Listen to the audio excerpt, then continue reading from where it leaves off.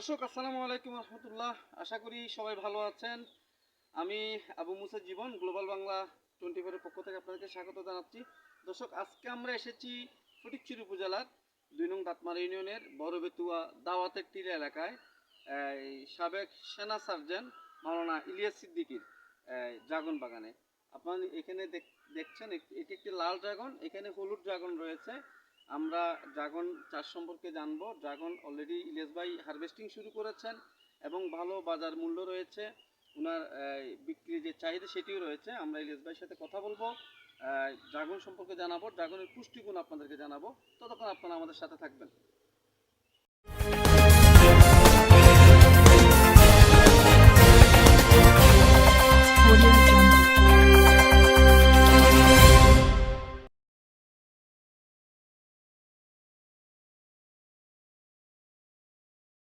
একটু যে কথা বলছিলাম, আপনার হারভেস্টিং এবং এই যে হলুদ ড্রাগন, যেটা ভিয়েতনামি প্রজাতি, একটু যদি সংক্ষেপে বলেন কি অবস্থা আপনার, কেমন ফলন হয়েছে, কেমন? হারভেস্টিং জুনের প্রথম থেকে শুরু হয়েছে। তো লাল আমার 5টা জাত আছে। লাল ফিংগ্রোস 2টা জাত আছে। তারপরে লালের মধ্যে আবার 2টা ভ্যারাইটি আছে। একটা বলে রেড ভেলভেট, তারপরে আরেকটা এমনি যেটা। তো আরেকটা জাত আছে হলো বেগুনি, আরেকটা হচ্ছে লাল, উপরে লাল ভিতরে সাদা। ওইটাও কিন্তু ভালো একটা ফ্লেভার, ভিতরে সাদাটা টক মিষ্টি।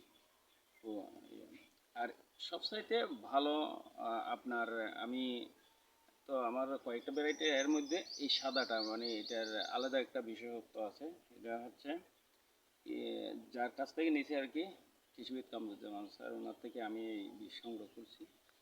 ভিয়েতনামি এই ভ্যারাইটি বলছিল। এটার যদি একটু আপনি কতগুলো গাছ লাগিয়েছেন, উৎপাদন কি পরিমাণ হয়েছে? এটা আমার এইখানে 500 গাছ আছে বর্তমানে, 500 গাছ। তো একটা গাছের মধ্যে 60টার মতো ডাল রাখি। একবারে কম যদি হয় একটা গাছে আপনার 2 থেকে 3 কেজি ফল ইজি ধরবে। তো এগুলার একটা হচ্ছে, অন্যগুলো হচ্ছে 60 কেজি, আর এটা হচ্ছে 2টাই কেজি, 2টে। আর বেশি যদি ছোট হয় 5টা 2 কেজি। তো এইটার মিষ্টিটা যেটা, এইটা হচ্ছে টক, হালকা টক কিন্তু মিষ্টি। ওগুলোর চাইতে, লালগুলোর চাইতে এটার মিষ্টি বেশি। তবে এটা বড় হইতে হবে। অনেকে আছে ওজন যত বেশি বাড়বে এটার তত মিষ্টি বাড়বে, মিষ্টিটা তত বাড়বে। আর এটা আসে অন্য ফলগুলো যখন শেষ হয়ে যায়, তখন এই ফলটা আছে মাঝখানে, মানে অন্য ফলগুলো তখন আর মার্কেটে থাকবে না, তখন এটা আসবে। আপনার টোটাল ড্রাগন থেকে এই বছর লাল এবং এই হলুদ প্রজাতির টোটাল ড্রাগন থেকে কি পরিমাণ আপনি বিক্রি আশা করছেন? উৎপাদন কেমন হয়েছে আমার এই বছর যেগুলা মানে ফল দিচ্ছে, এমনি তো আমার প্রায় 10,000 না, আপনার 7,000 মতো, 7,500-8,000 মতো গাছ লাগাইছেন। এই বছর আমার ফল আসতেছে প্রায় 2,000 গাছ থেকে ফল আসতেছে। তো 2,000 গাছ থেকে আমি ওইভাবে হিসাব করি নাই। তো এইটা বলাটা ডিফিকাল, এইভাবে আসলে হিসাব না করে বলাটা। তারপরে আমি ধারণা করতেছি আমার দ্বিতীয় বছর আর কি, লাগানোর দ্বিতীয় বছর এটা। তো আলহামদুলিল্লাহ ভালো একটা আমি এখান থেকে প্রফিট আশা করতে পারি। এখন এখন আপনি অলরেডি বিক্রি শুরু করেছেন? হ্যাঁ, বিক্রি শুরু করেছি। কিভাবে বিক্রিটা করছেন? কি আপনি এইটা খুচরা দিচ্ছেন নাকি অনলাইনে দিচ্ছেন? এটা আমি অনলাইনেও দিই, আর হচ্ছে আমাদের চট্টগ্রাম যে ফলের যে আড়ত আছে ওইখানেও দিই, ফটিকছড়ি ফলের আড়ত আছে ওইখানেও দিই। আর আমাদের যেই গ্রাম, লোকাল বাজার যেগুলো, লোকাল বাজারে আসলে অনেকেই, সবাই তো বাইরে দেয়। তো আমি বেশিরভাগ লোকাল বাজারে আমার পাইকারি দামটা রেখেই লোকাল বাজারে আমি বিক্রি করার চেষ্টা করি, স্থানীয় লোকজন যাতে সহজে এটা খেতে পারে, সহজে খেতে পারে। আপনার লোকাল বাজারে যেহেতু হলুদটা আছে, লালটাও আছে, এখন আপনার চাহিদা কোনটা বেশি, কাস্টমার কোনটা টানতেছে বেশি? মনে হয় কাস্টমার লালটার চাহিদা আছে, লালটা সম্পর্কে কাস্টমার অবগত বেশি, কারণ আগে থেকে, পরিচিত। কারণ হলুদটা তো মার্কেটে নতুন নাই। আসছে, হ্যাঁ। এটা কেনার সময় একটু দ্বিধা বোধ করে যে এটা কি রকম, কি হবে না হবে, আসলে এটা সম্পর্কে তো জানে না। একটু যদি হ্যাঁ। বলেন যে আমরা একটু যদি হুম। সংক্ষেপে বলেন, আমরা বাজারে দেখি যে অনেকগুলো ড্রাগন অনেক বড় বড় একদম সতেজ, সেটা নিয়ে কথা আছে যে এগুলো কৃত্রিম ভাবে করা হয় এবং হুম। এগুলোতে মেডিসিন ইউজ করা হয়। সেই বিষয়টা আপনি একটু বলেন হ্যাঁ, এই সংক্ষেপে। বিষয়ে যদি বলি তাহলে একটা সত্য যে কথাটা সেটা বলতে হয়। এই ইন্ডিয়ান একটা চক্র বাংলাদেশের ড্রাগন চাষিদেরকে, অর্থাৎ বাংলাদেশের সম্ভাবনাময় এই ড্রাগন চাষিকে ধ্বংস করার জন্য, ড্রাগনের এই বাণিজ্যকে ধ্বংস করার জন্য ওরা আমাদের দেশে একটা ড্রাগন টনিক নামে একটা মানে মেডিসিন। হরমোন মেডিসিন নিয়ে আসছিল। ওরা বলছে যে এটা ফলের উপরে স্প্রে করলে এটা বড় হবে, কোনো রকম সমস্যা হবে না, কিন্তু হাস্যকর বিষয় সেটা হচ্ছে ওরা, ওদের দেশে ওইটার কোনো অনুমোদন নাই। এটা তার মানে এমন। আমাদের এই হ্যাঁ, কৃষি ড্রাগন হ্যাঁ, হ্যাঁ, সেক্টরটাকে ধ্বংস করার ধ্বংস জন্য একটা করার জন্য। সিন্ডিকেট কৌশলে হ্যাঁ, এটা কাজ করতেছে। এটা কাজ করতেছে কিছু কিছু বাংলাদেশে কিছু কিছু অসাধু অসাধু ব্যবসায়ীকে। এটাকে লুটে নিচ্ছে। হ্যাঁ, এগুলো মানে ওরা দিছে যাতে মার্কেটে এটা ছড়াই দেয়। আমরা এখানে ইয়েলো পাইলাম, রেড ভেলভেট পাইলাম, পিঙ্ক রোজ পাইলাম, এই প্রজাতি পিঙ্ক রোজ, রেড ভেলভেট, আর হলো বাড়ি ওয়ান, বাড়ি ওয়ান।